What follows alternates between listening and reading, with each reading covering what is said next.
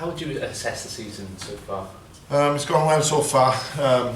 We broke the season up into a couple of blocks. I think the first block went so well that it's put us where we are today, and hopefully we can take this last block of the season the same as we did the first and maintain our position in the top of the league. I guess you put a bit of pressure on yourself now because you did start so well that there's a certain level of expectation, isn't there now? Yeah. It'll be a shame to let that slip. So the focus now is just take every game week by week and try and stay up in the top 4. Because there's a danger now that things do drop off a bit, don't they, after the last few results? There's so many teams that a couple of wins can put them into the top 4 anyway. So it is taking it by week and looking at the opposition we're playing. There's a couple of teams that we do play in the next few weeks in that top 6 or 7 teams. So to have the results against those would be massive.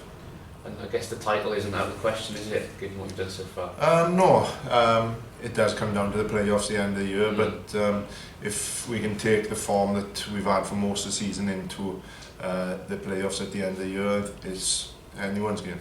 And on a personal level, how do you say your season's gone so far? It's gone alright, plenty of game time, playing in the Pro12 and in Europe as well, so it's just about playing week in, week out really. Is that your target really, just sort of?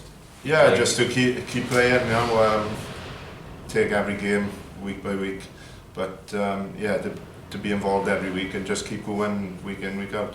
As far as Edinburgh goes, I guess they're going to be quite a tough challenge. Yeah, there'll be probably a forward-dominated game against Edinburgh, where there is the way it is at the moment, so it'll be a tough up-front battle as well, so we'll work hard as a forward unit this week and try to put right things that didn't quite work for us in the last game. What sort of things do you mean?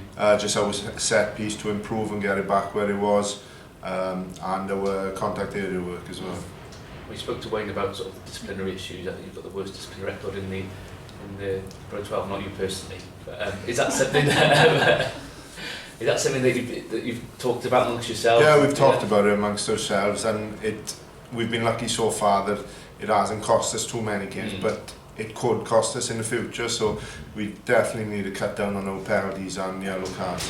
Does that just come down to sort of decision making? Yeah, it's decision making on the spot. The game of rugby is about split second decisions, and sometimes you get the wrong decision at the wrong time and it will go against you, but a lot of the times they are the right decisions, so it's just 50-50 most of them.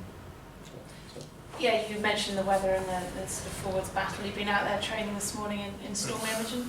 Yeah, it was a bit windy up there. Trying to do some line-outs in this weather was difficult, but we knew what it was like out there before we went up, so we just thought, everyone dig in now and we get through it as quick as possible. Are you the kind of forward that enjoys that, the muddier, the windier, the wetter, the better? Yeah, it was a pretty sharp session, to be honest, so I wouldn't say it worked against us. It's so much, talk now about bringing in 4G pitches into rugby. Is you're looking ahead to Friday night's game. It could be a real washout and a grubby affair.